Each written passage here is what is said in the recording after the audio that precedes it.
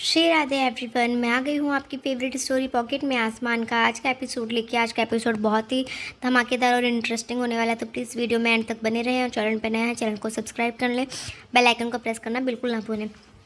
Episode की शुरुआत में हम देखते हैं कि जो दिग्विजय होता है वो अपने सीनियर डॉक्टर से बात करता है, क्योंकि किस तरीके से उसे हॉस्पिटल रिजॉइन करना है, बिकॉज उसके ऊपर इतना बड़ा इल्ज़ाम लगने की वजह से वो हॉस्पिटल रिजॉइन करने से पहले उसे भी अभी भी डर लग रहा होता है। तभी यहाँ पे हम देखते हैं कि रानी वहाँ आती है, तो रानी को देख के ही दिग्विजय उस डॉक्टर से बोलता है कि मैं आपसे बाद में बात करता हूँ। पर रानी जो होती है वो उसे बहुत ही इमोशनल हो जाती है और वो उसे बोलती है कि दिग्विजय, मैं तुमसे माफ़ी मांगना चाहती हूँ उस दिन जो भी हुआ कोर्ट में, और मेरी गलती की वजह से मैंने ये सब किया।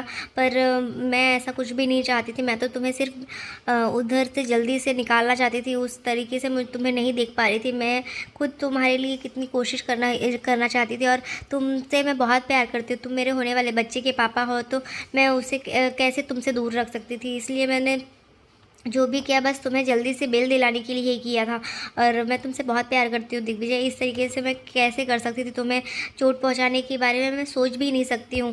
तो यहाँ पे हम देखते हैं कि दिग्विजय जो होता है वो उसे बोलता है कि हाँ रानी, तुम्हें गिल्टी फील करने की ज़रूरत नहीं है। मैं समझ सकता हूँ कि तुमने जो भी किया उस चीज़ को मुझे मेरे बचाने के लिए किया, पर वहाँ पे वो सब चीज़ें कैसी हो गई, तुम इन सब चीज़ों से अभी तुम्हें इस सब चीज़ों के बारे में पता नहीं है, दुनियादारी नहीं समझ में आती रानी तुम्हें। इसीलिए मैं तुमसे बोल रहा हूँ कि तुम इन सब चीज़ों में ना पड़ो, और अब आगे जो भी होगा वो हम मैटर सब समझा लेंगे, सब संभाल लेंगे, तो तुम इस चीज़ में ना पड़ो। तभी वहाँ पे अनीशा जो होती है वो उन दोनों को इस तरीके से बातें करते देखती है, तो उसे समझ में आ जाता है कि ये लोग कुछ खिचड़ी ज़रूर पकाएगी ये।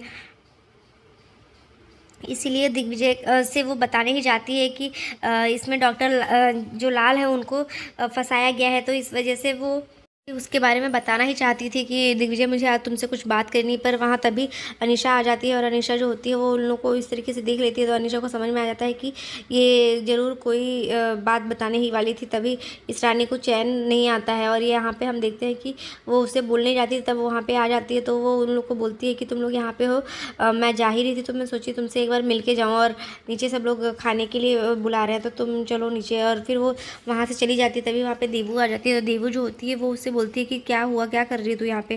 तो वो बोलती है कि देवू यार, मुझे तुझसे कुछ बात करनी है।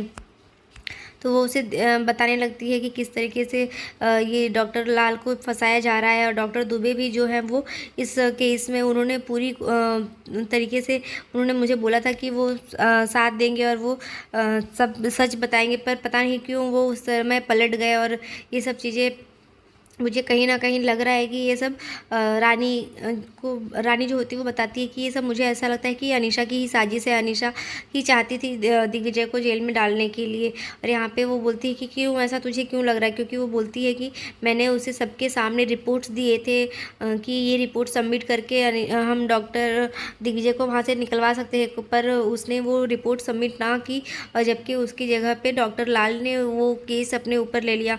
तो यहाँ पे हम देखते हैं कि वो बोलते हैं, तभी दिग्विजय भी उस बात के लिए बोल रहा था कि डॉक्टर लाल को मैं बहुत अच्छे से जानता हूँ। तो ये सब सुन के वो बोलती है कि पैसों के लिए कोई भी इंसान बिक सकता है। पर यहाँ पे जो रानी होती है वो बोलती है कि डॉक्टर लाल भी अगर वो खुद फंसना चाहते हैं और खुद इस केस में इन्वॉल्व थे, तो वो क्यों मुझे वो सैंपल देते, वो भी रियल सैंपल क्यों देते मुझे।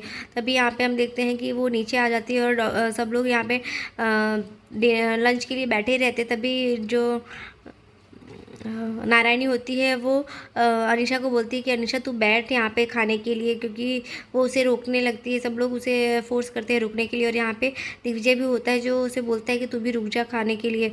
तभी जैसे ही वो रुकती है तो उसे बहुत अच्छा फील होता है कि सब लोग चलो उसकी तरफ है और उसकी साइड से बोल रहे हैं। पर रानी जो होती है वो ये सब चीज़ें दूर से देखती रहती है कि दिग्विजय के साथ अनीशा बैठ के खाना खा रही है, तो रानी को ये सब बिल्कुल भी अच्छा नहीं लगता है। तभी हम देखते हैं वहाँ पे कि जो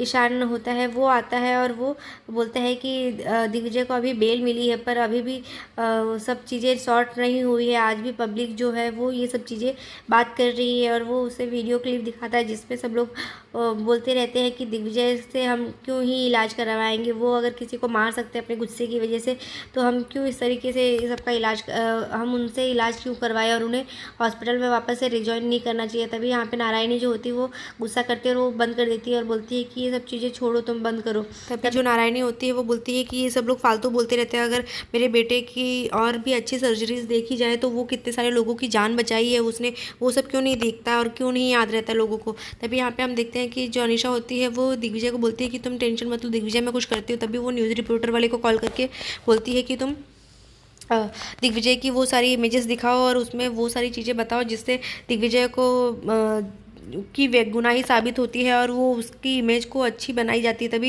यहाँ पे वो बोलती है कि ठीक है, जैसा मैम आपने पहले कहा था वो सारी चीज़ें ना, तो बोलती है कि हाँ। तभी यहाँ पे हम देखते हैं कि वो अपने आप को महान दिखाने के लिए बहुत सारी चीज़ें सबके सामने करती है। तभी नारायणी जो होती है वो बोलती है कि थैंक यू बेटा, तुमने कितनी हेल्प की है मेरे दिग्विजय की और कितना कुछ कर रही हो तुम हमारे परिवार से और दुनिया से एक कदम आगे सोच रही हो तुम हर चीज़ के लिए। तभी यहाँ पे हम देखते हैं कि दिग्विजय उसको थैंक यू बोलता है और यहाँ पे हम देखते हैं कि जो अनीशा होती है वो अकेले में सोचती रहती है कि ये रानी को कहीं शक तो नहीं हो गया है और वो क्यों मिस्टर लाल को डॉक्टर लाल हैं उनको सही साबित करने के लिए लगी है। तभी यहाँ पे हम देखते हैं कि पिंकी भाभी वहाँ आती है और वो उसे बोलती है कि तुम अब क्यों टेंशन में ले रही हो, अब तुम अगर मैं जानती हूँ कि तुम दिग्विजय से अभी भी बहुत प्यार करती हो, अगर तुम अब चाह लो तो दिग्विजय तुम्हारा हो सकता है। तभी यहाँ पे हम देखते हैं कि जो रानी होती है वो किसी से बात करते हुए वहाँ जाती है बाहर की तरफ।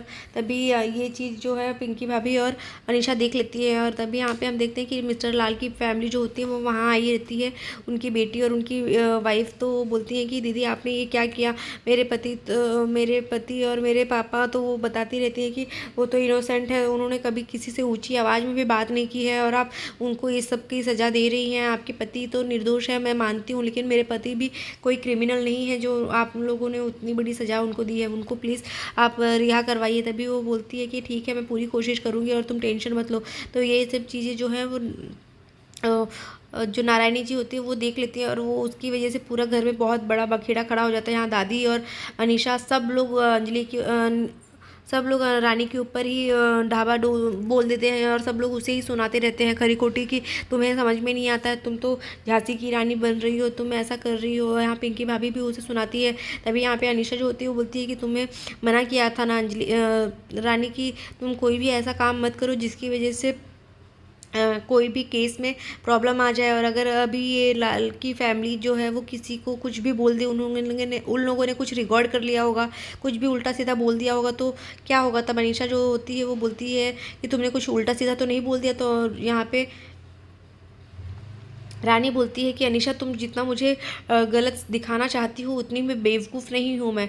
और फिर यहाँ पे हम देखते हैं कि जो नारायणी होती है वो बोलती है कि इसे अभी इसी वक्त राजकोट छोड़ के आ। और यहाँ पे हम देखते हैं कि रानी जो होती है वो अपने कमरे में आ जाती है और वो गुस्सा करती रहती है कि ये लोग क्या चाहते हैं, मेरे को समझ में नहीं आ रहा। अब तो मुझे पूरी तरीके से पता चल गया है कि अनीशा का क्या प्लान है। और यहाँ पर तभी अनीशा जो होती है वो उसे बोलती है कि उसके लिए बोलती है कि ये सब अनीशा का ही किया हुआ है। और यहाँ दूसरी तरफ जो नारायणी होती है उसकी टिफ़िन पैक करने लगती है और यहाँ पे माधुरी जो होती है वो उसे समझाने की कोशिश करती है कि देखिए उनको अनीशा को रानी को इस तरीके से भेजना सही नहीं है ना माँ। और रही बात फिर अगर वो कुछ भी उसकी स्ट्रेस पे इफ़ेक्ट पड़ेगा तो पूरा उसका हेल्थ पे उसका असर जाएगा। उन दोनों के बीच कुछ भी उल्टी सीधी बात हुई, बहस हुई तो उसका असर सीधा उसके हेल्थ पे जाएगा। और दूसरी तरफ देखते हैं कि बड़ी माँ जो होती है वो दिग्विजय को समझाने की कोशिश करती है कि ये सब क्या है, तुम दोनों के बीच क्या चल रहा है, बच्चों की तरह तुम क्यों लड़ते रहते हो। तभी सब लोग उसे समझाने की कोशिश करते हैं पर दिग्विजय का भी मन नहीं होता जाने का, पर वो बोल देता है कि तुम भी चली जाओ। और तभी वो दिग्विजय को जो पिंकी होती है वो भी बोलती है कि अब तुम्हारा पति भी अब यही चाहता है तो तुम भी जाओ यहाँ से। तभी दूसरी तरफ हम देखते हैं कि जो नारायणी होती है वो आती है और वो उसे बोलती है कि तू नहीं जाएगा बेटा, तू रहने दे जाने को। तभी जो उसके पापा होते हैं वो बोलते हैं कि अब की ना तुमने कुछ अच्छी वाली बात। तभी यहाँ पे हम देखते हैं दूसरी तरफ नारायणी जो होती है वो बोलती है कि मैंने दिग्विजय को जाने से मना किया है, ना कि रानी को। तो वो बोलता है कि लेकिन मेरे जाने में क्या दिक्कत है। तो वो बोलती है कि अभी भी जो मीडिया है वो लोगों का गुस्सा कम नहीं हुआ है। अगर उन्होंने तुझे अकेले देख के तुझ पे कुछ भी तेरे साथ उल्टा सीधा कर दिया तो बोलता है कि आप उसकी टेंशन मत लीजिए माँ, सब कुछ ठीक होगा और मैं जाऊँगा रानी के साथ। तभी वहाँ पर वो बोलती है कि नहीं, रानी के साथ ईशान और धनंजय चले जाएंगे। तभी यहाँ पर हम देखते हैं कि रानी जो होती है वो आती है और वो बोलती है कि आप लोगों को कोई इतनी फ़िक्र करने की ज़रूरत नहीं है, मैं जाऊँगी, अब मैं अकेले चली जा सकती हूँ, मैं प्रेग्नेंट हूँ, बीमार नहीं।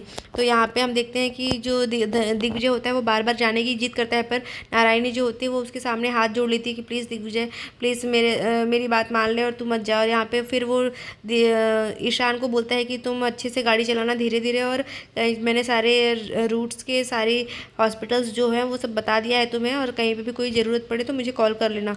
तभी यहाँ पे वो जाने लगती है तो अनीशा की तरफ वो गुस्से से देखती है और वो बोलती है कि धनंजय अभी के लिए मुझे जाना वो दिग्विजय को बोलती है कि अभी मैं के लिए मुझे जाना पड़ेगा तुमसे दूर, पर तुम टेंशन मत लो, मैं तुम्हारे पास जल्दी आऊँगी और इस अनीशा का पोल खोलने के लिए मुझे अभी दूर जाना ही पड़ेगा। तभी यहाँ पे वो चली जाती है और यहाँ दूसरी तरफ रानी के कान जो पिंकी होती है वो अनीशा के कान भरती है।